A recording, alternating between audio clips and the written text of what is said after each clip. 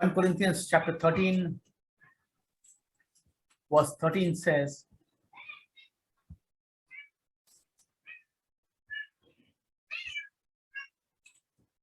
and now these three remain: faith, hope, and love. But the greatest of these is love. We have studied on what is hope. Hope is a dream, a desire, a vision, something that we want. We have also studied about what is faith. Faith is the substance of the things we hope for and the assurance of the things unseen. Without faith, hope will not work. And without hope, our faith is useless.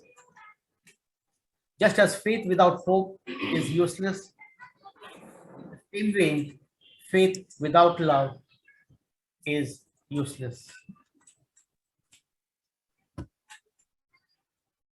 1 Corinthians chapter 13, verse 1 onwards says,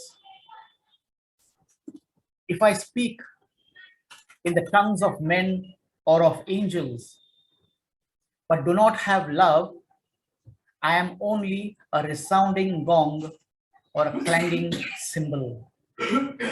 I'm like an empty vessel making noise if I do not have love. Verse 2 says, if I have the gift of prophecy and can fathom all the mysteries and all knowledge, and if I have faith to move mountains, but do not have love, I am nothing.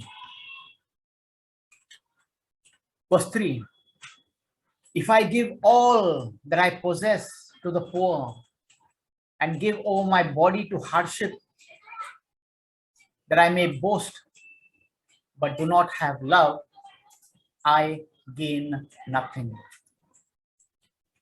So what is love? We may have many definitions of love, but let's see what the Bible says about love. 1 John chapter 4, verses 7 and 8. Dear friends, let us love one another, for love comes from God. Everyone who loves has been born of God and knows God. Whoever does not love does not know God, because God is love. So what is love? God is love.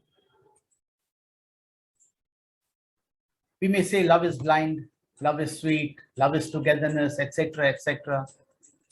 But the Bible says in 1 Corinthians chapter 13, verse 4, love is patient, love is kind, love does not envy, love does not boast, love is not proud, love does not dishonor others, love is not self-seeking, love is not easily angered, love keeps no record of wrongs, love does not delight in evil, but rejoices with the truth. Love always protects, love always trusts, love always hopes, love always perseveres. And the eighth one is love never fails. And where does this love dwell? God is love, and God dwells in each one of us. That means love dwells in each one of us. And Romans chapter 5, verse 5 says, and hope does not put us to shame, because God's love has been poured out into our hearts through the Holy Spirit who has been given to us.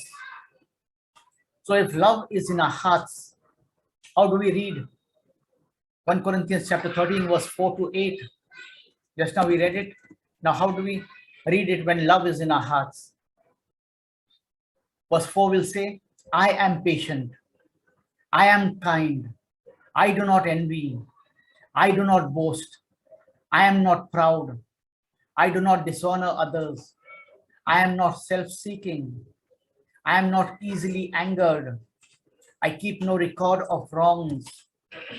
I do not delight in evil, but I rejoice with the truth. I always protect. I always trust. I always hope. I always persevere. I never fail. Romans chapter 13, verse 10 says, love does no harm to a neighbor. Therefore, love is the fulfillment of the law. In the Old Covenant, they had 613 laws and commandments.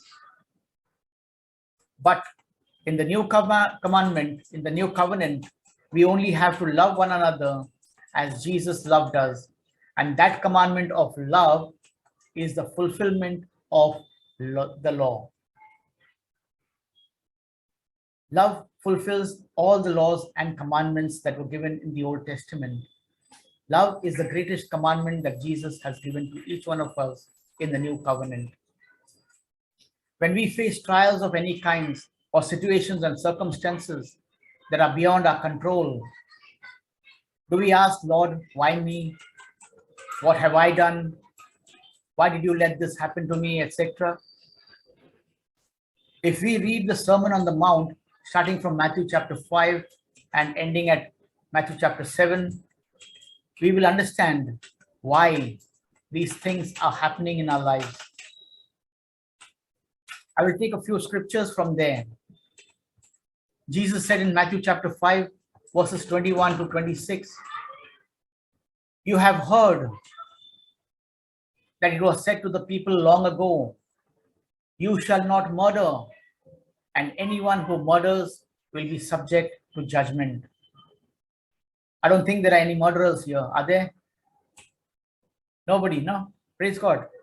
But let's see what the next verse says. Verse 22. Jesus is saying, but I tell you that anyone who is angry with a brother or sister or anybody will be subject to judgment. Again, anyone who says to a brother or sister, Raka,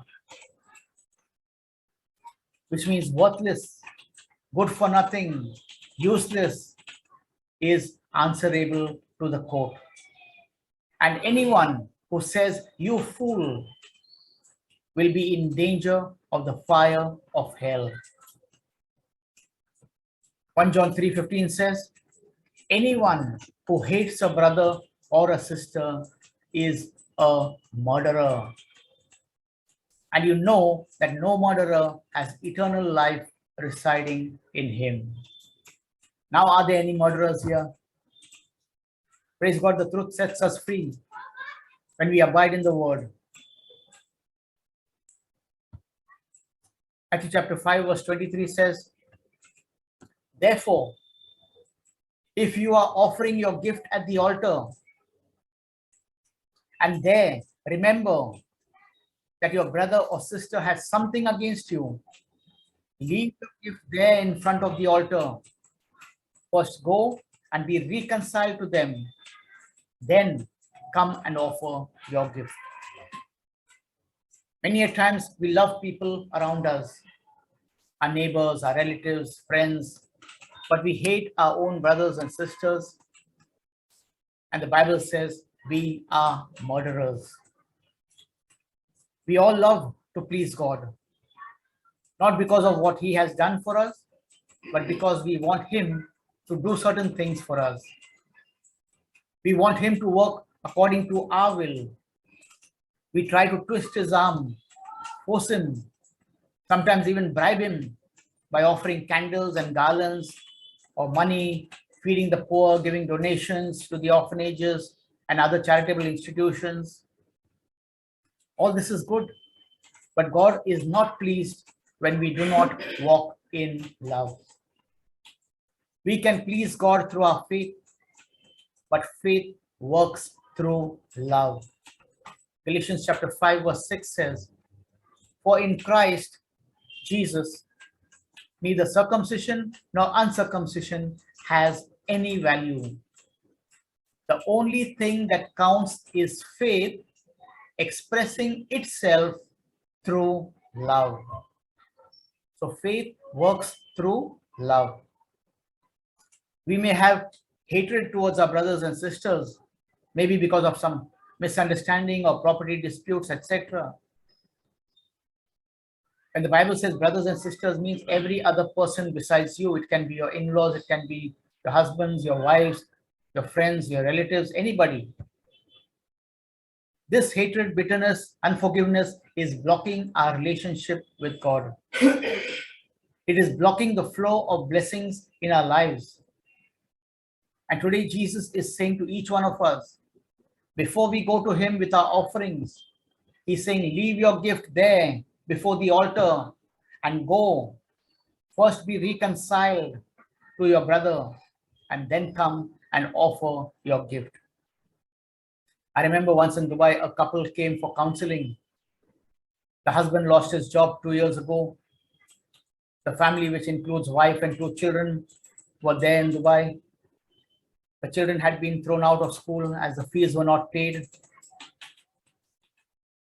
Then they had to vacate their house as the power supply was cut due to non-payment of their bill. Their rent check had bounced. Now they were staying with some cousins. The company where this man was working put absconding charges against him. The husband was a good technician in sound systems. He was confident that he will be able to come up and out of this mess if somebody finances him in his business. The wife was also not interested in going back to India. And even if they decided to go to India, they would have to pay the fines for overstaying and clear the charges that were against them. And so Brother Johnson shared his testimony. I shared my testimony of how we were in the pit and how the word of God brought us out of the pit and put us on the pulpit. And like most of us, the wife began to cry, saying, what did I do to deserve this?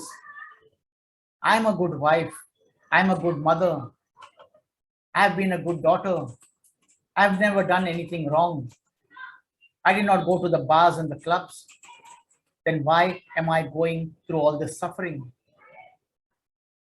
When things are not happening the way we expect them to happen, we tend to put the blame on others or then on God. Many a times situations and circumstances are beyond our control. We try our best. We do everything we can, but nothing happens. And when nothing happens with our strength, we need to turn to God and rely on his strength. Philippians chapter 4:13 says, we can do all things through Christ who strengthens us. Psalms 120 verse 1 says, I call on the Lord in my distress and he answers me. Again, Psalm 34 verse 4 to 7 says, I sought the Lord and he answered me.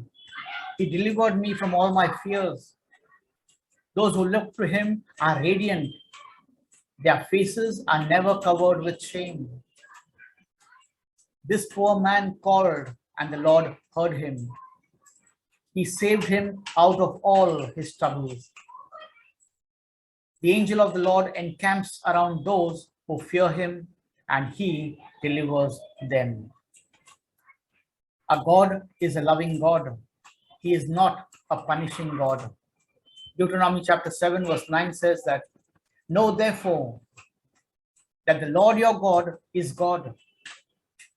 He is the faithful God, keeping his covenant of love to 1,000 generations of those who love him and keep his commands. So when will God keep his covenant of love to 1,000 generations? Only when we love him and keep his commands. Do we love God? How many of us have loved God? Sure, I'm sure all of you would have put up your hands and said, I love God. The next question is, have you seen God? If you have not seen God, how can you love God? But surely you have seen your brother, your sister, your in-laws, your relatives, your spouses. Do you love them? Because the Bible says in 1 John chapter 4, verse 20, whoever claims to love God yet hates a brother or sister is a liar. For whoever does not love their brother and sister whom they have seen cannot love God whom they have not seen. Isaiah 54 verse 10 says, though the mountains be shaken and the hills be removed, yet my unfailing love for you will not be shaken, nor my covenant of peace be removed, says the Lord who has compassion on you. God does not leave us, nor does he forsake us. He is with us always. So while Brother Johnson was talking to this lady, her face became radiant. She was now full of joy. He told her to trust in the Lord at all times. He quoted Proverbs chapter 3, verse 5. Trust in the Lord with all your heart and lean not on your own understanding. And as soon as the counseling was over, we left. We had to go for the retreat. So we left for the hall. On the way, we got a call that our sound transporter's vehicle stopped in the middle of the road for lack of fuel. So we went to help them, but we found that cops were already there.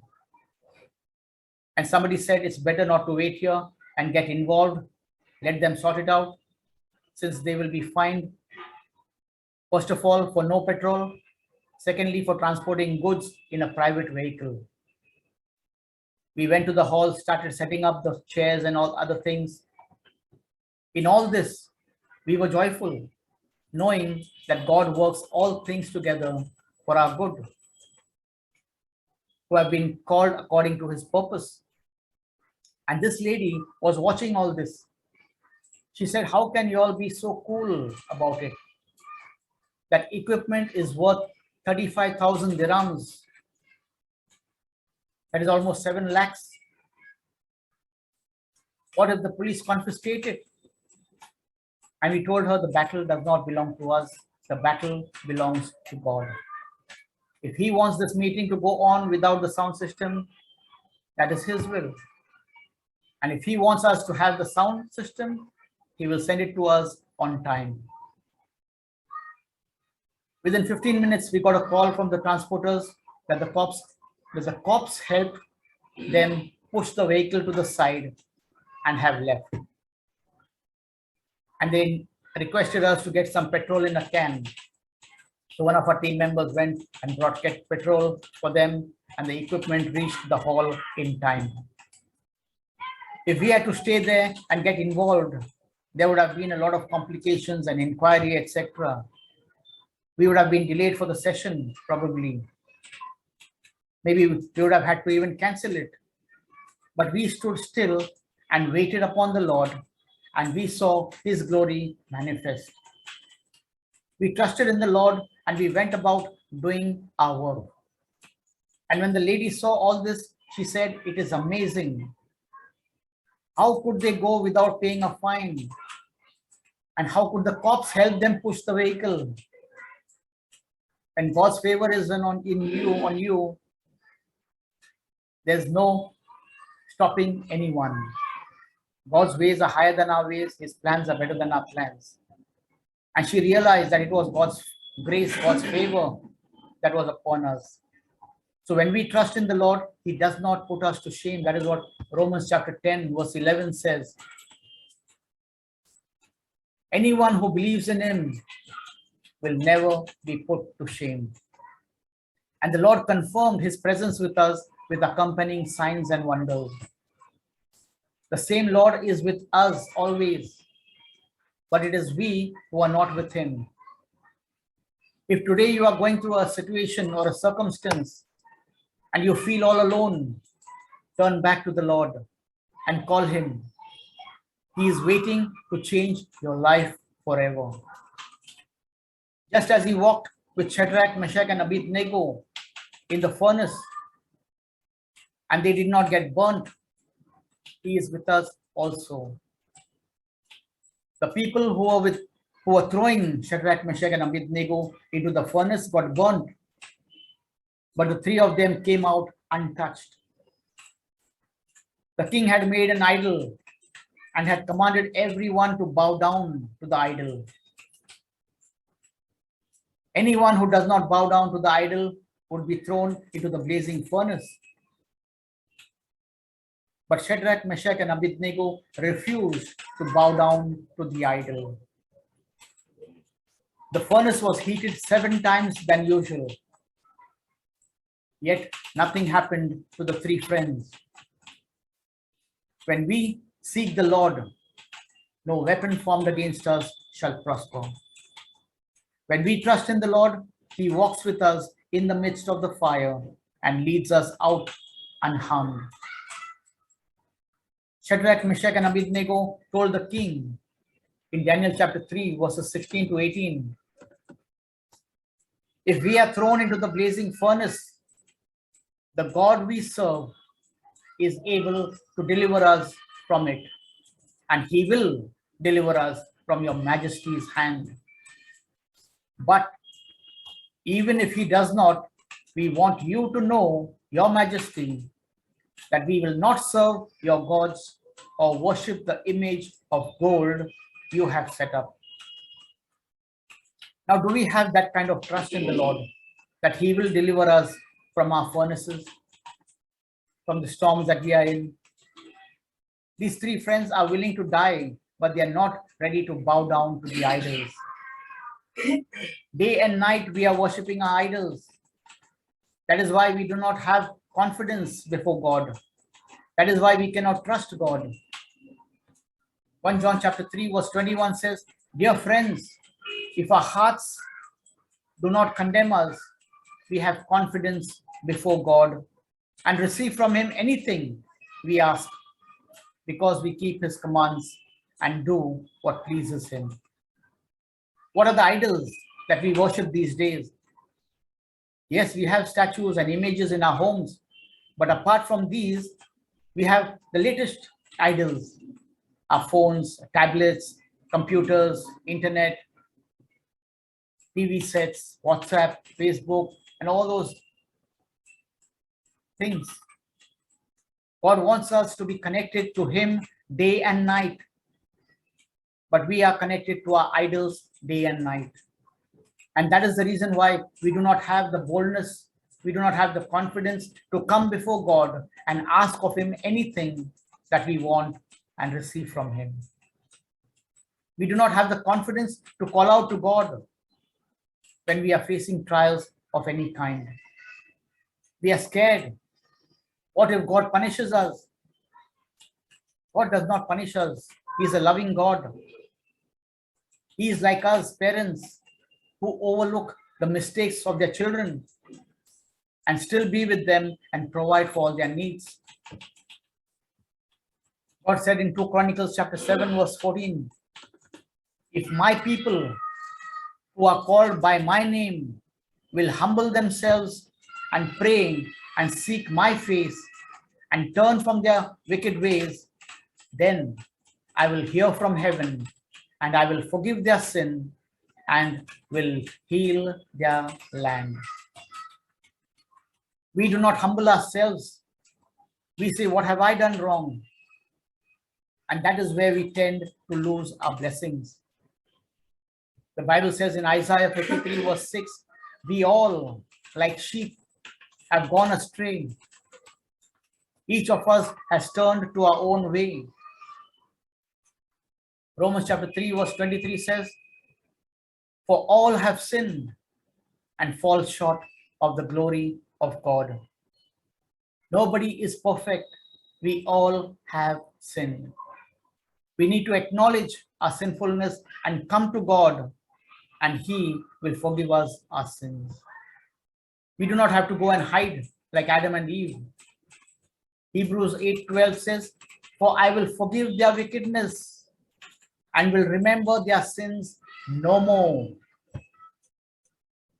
Again, Psalms 103 verse 12 says, as far as the east is from the west, so far has he removed our transgressions from us. The moment we come to him with a repentant heart, with all our sinfulness, he washes us clean. He makes us white as snow and gives us all the blessings that we need. He is a faithful God. He is with us always. Just as God was with Daniel in the lion's den, he is with us also. God sent his angels and shut the mouths of the lions. Daniel was the king's favorite, but because of his decree, because of his command, order, he had to throw him in the lion's den.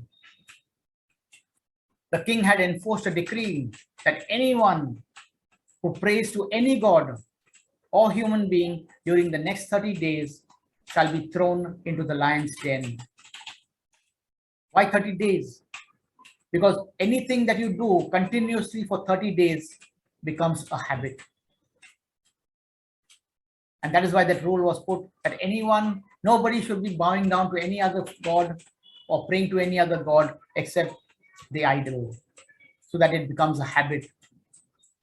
When Daniel heard that the decree had been published, he went home to his upstairs room where the windows opened towards Jerusalem, and 3 times a day he got down on his knees and prayed, giving thanks to his God, just as he had done before. All his subordinates who were jealous of him came and complained about him to the king. And the king reluctantly had to throw him in the lion's den. When the king returned to his palace that night, he could not eat, he could not drink, he refused any kind of entertainment. He just could not sleep that night. At the first light of dawn, the king got up and ran towards the lion's den. And when he came near the lion's den, he called out to Daniel, Daniel, servant of the living God, has your God been able to rescue you from the lions? And Daniel answered, may the king live forever. My God sent his angel and he shut the mouths of the lions. They have not hurt me because I was found innocent in his sight. Nor have I ever done any wrong before you, your majesty. The king was overjoyed that Daniel was alive, and he gave orders to lift Daniel out of the den. And when Daniel was lifted from the den, no wound was found on him, not even a scratch, because he had trusted in his God. At the king's command, the men who had falsely accused Daniel were brought in and thrown into the lion's den, along with their wives and children. And before they could even hit the floor of the den, the lions overpowered them and crushed all their bones. It was not that the lions were not hungry. These lions would usually be kept hungry. And these lions were so hungry that the moment the people who had accused Daniel falsely were thrown in, even before they could land on the floor, the lions grabbed them and tore them into pieces. When we do good in the sight of God, when we trust in him and know that he is with us, he shuts the lions' mouths. No matter how hungry those lions are, they cannot devour us. God is our Father and we are his children. And he loves us just as he loves Jesus. In 1 John chapter 3 verse 1, it says, see what great love the Father has lavished on us, that we should be called children of God. And that is what we are. He calls us his children, but we go to him as beggars, all the time asking, all the time begging. God is saying, all that I have is yours. You are my heir. We are sons and daughters of the King of Kings and the Lord of Lords. But when people look at us, what do they see in us? We are all the time complaining, grumbling, murmuring. Our journey here on earth is a preparation to the next world, to heaven for all eternity. He wants to make us more and more like his son, Jesus.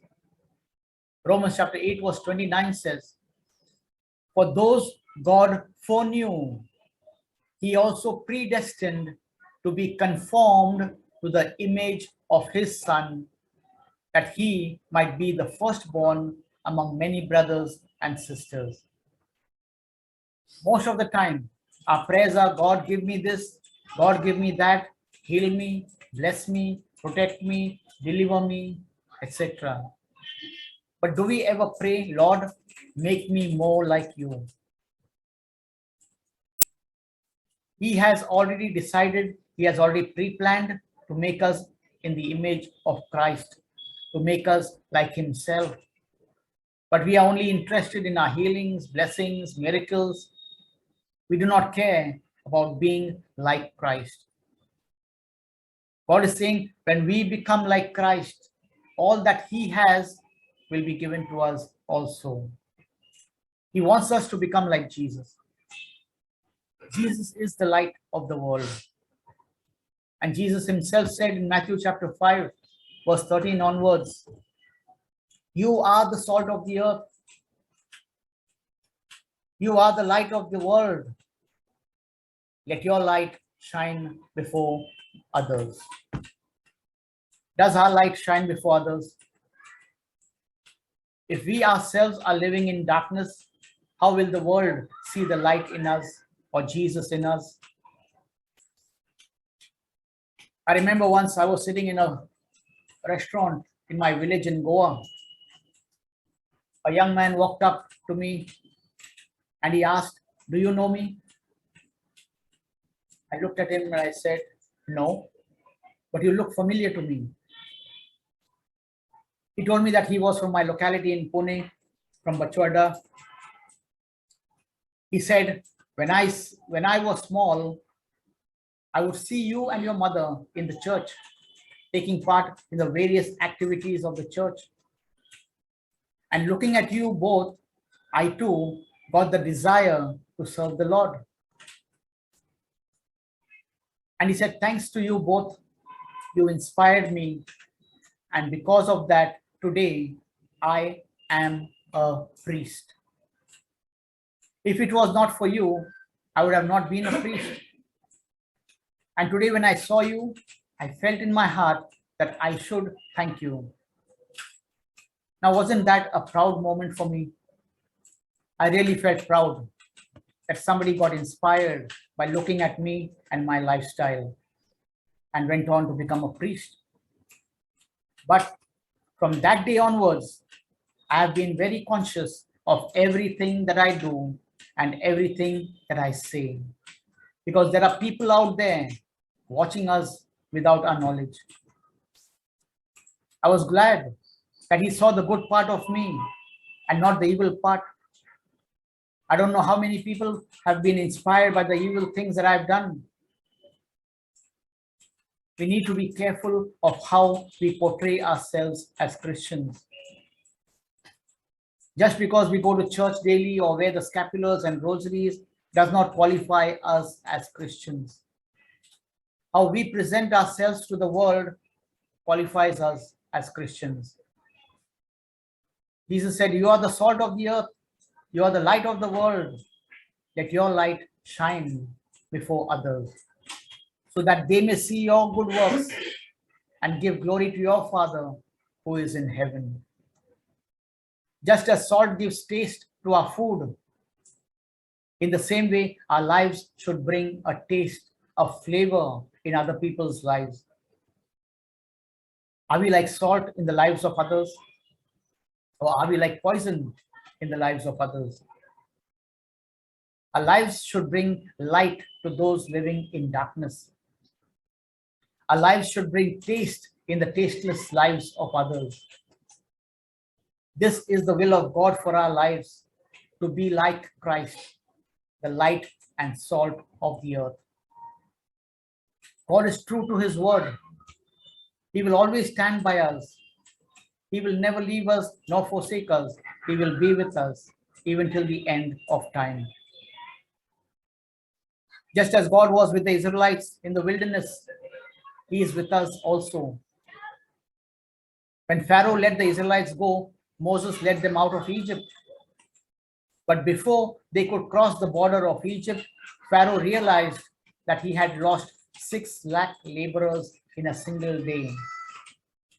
He was in a big problem. Who would work for him? Who will build houses for us? Who will work in our fields? Who will take care of the cattle, the sheep? So he set out after them to bring them back. He took 600 chariots and a big army to go and bring the Israelites back. They had almost closed in on the Israelites. Now the Israelites were in a fix. They had reached a dead end. On both the sides, there were big, unscalable mountains, steep mountains. In the front was the Red Sea, and behind was Pharaoh's army. Have you ever been in a situation like this, where you have found yourself surrounded by the enemy? Today, God is assuring you that he will make a way for you where there seems to be no way. He says in Isaiah chapter 43, verse 19, "See, I am doing a new thing. Now it springs up. Do you not perceive it? I am making a way in the wilderness and streams in the wasteland." Now the people of Israel are scared and they come to Moses. And in Exodus chapter 14, verse 13 onwards, it says, Moses told the people, "Do not be afraid. Stand firm, and you will see the deliverance the Lord will bring you today. The Egyptians you see today, you will never see again." If you are facing any situation or any circumstance, do not be afraid. Stand firm, and you will see the deliverance the Lord will bring you. The situations and circumstances that you see today, you will see them no more. Verse 14, "The Lord will fight for you. You need only to be still." We always want to fight our battles, and in the process, we make a mess. The battle does not belong to us, it belongs to God. We only have to be still and know that he is God and that he loves us. Verse 15, "Then the Lord said to Moses, why are you crying out to me? Tell the Israelites to move on. Don't just sit there and cry, move on. God wants to lead you to victory. Just keep moving on." Verse 16, he says, "Raise your staff and stretch out your hand over the sea to divide the water so that the Israelites can go through the sea on dry ground." God was with them in the pillar of a cloud, giving them shade from the sun. And during the night, he would be in the form of a pillar of fire.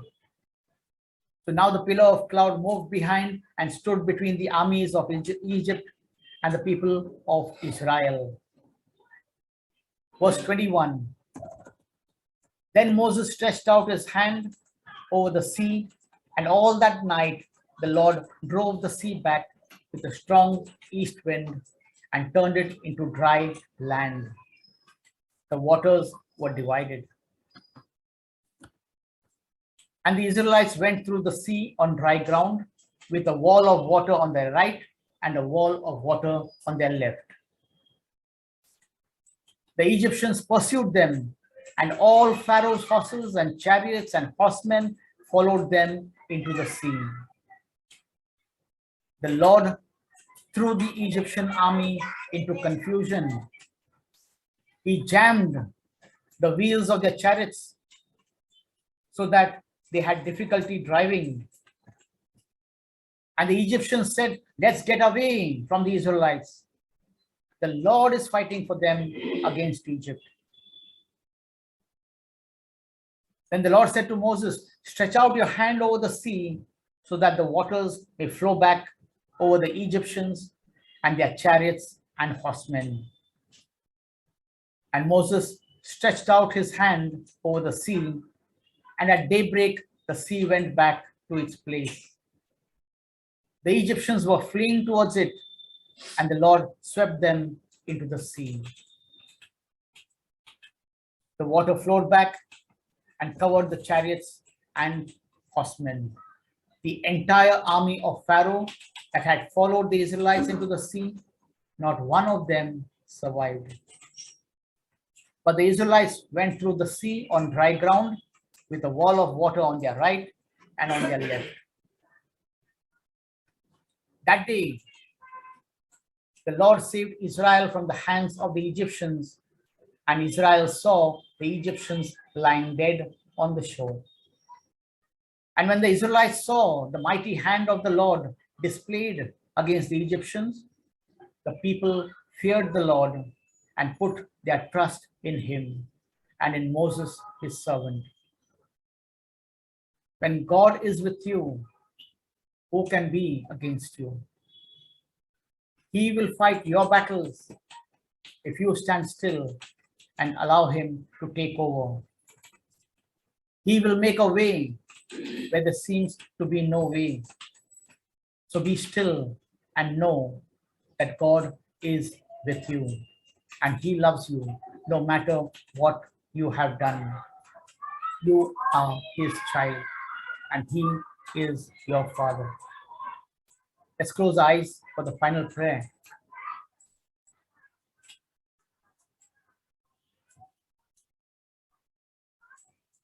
Father, we thank you for your word today. Thank you for teaching us that you are with us always. You will never leave us nor forsake us. You will be with us even till the end of time. Lord, we are powerless without you. We do not know what to do, but our eyes are fixed on you. Lord, we will stand still and see your glory being revealed in our lives. It is you who will fight our battles. We only need to be still and know that you are God. Lord, just as you were with Shadrach, Meshach, and Abednego, you are with us, walking with us in the fiery furnace that we are going through. Just as you were with Daniel in the lion's den, you are with us. Just as you were with the Israelites in the wilderness, you are with us always. You, O Lord, are the one who makes a way for us where there seems to be no way.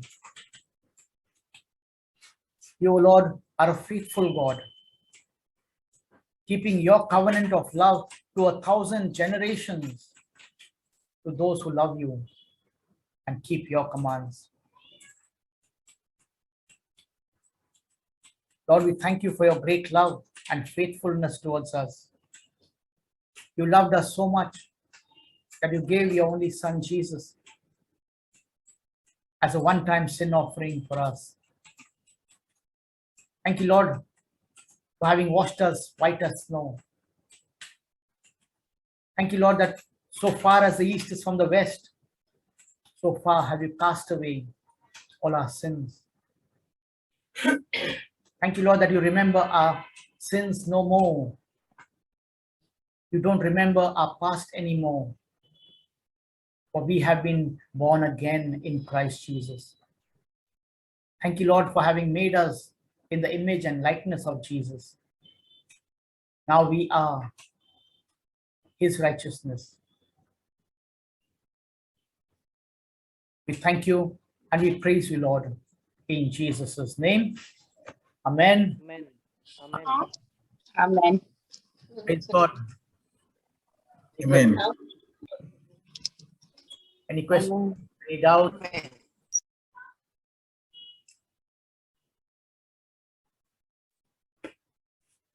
No questions? No doubts? Any testimonies? Today, Brother Johnson is in Goa, the second day of his retreat in Para, Goa. And in the afternoon session, there was a beautiful testimony of a woman. She has some sight problems, she cannot see. She had a young son of 20 years. His son was a very bright student, right from the first standard right up to his graduation. He only came first in the class, in the state. They were poor, but the son would take tuitions from 5th standard onwards, right up to the second year and third year of college. He would call students at home. He would hardly charge them anything. Those who could not afford, he would teach them for free. And thus he used to help his mother and father run the house. His mother was quoting scriptures after scriptures. In fact, it looked for a moment that she was preaching at the retreat. And she was not a Christian. She was a Hindu. But the way she was quoting scriptures, the way she was preaching, anyone would say that she is a baptized Christian. Her son, she had taught her son everything. He used to do the cooking, make the chapatis, everything he used to do. He used to feed her. He used to even dress her up. He used to put the sari for her because she could not see. Even though she was in the word, a lot of trials came, tribulations came in her life. But she stood strong on her walk with Jesus, in the faith that she had on Jesus and on the word. She never left a session of Brother Johnson in Goa. Every time he came, she was there. And people would tell her, why are you going there? See your life. You cannot even see. You're not even getting your healings. You don't have faith. But she ignored them. She said, get behind me, Satan. I will trust in the Lord. And she kept attending the sessions. A year ago, her son had taken the dose, the vaccine. After 21 days, he got fever, high fever. His bones started paining and all that thing. He was admitted in the hospital and he never came back. He died. And all the people again said to her, what is the use of yours praying all the time, being in the word all the time, attending retreats all the time? She again ignored them. Get behind me, Satan. The Lord has great plans for me, plans to prosper me, not to harm me, plans to give me a future full of hope. She quoted the book of Job. He said, if God could give Job back all his 10 sons, will he not give me back my one son?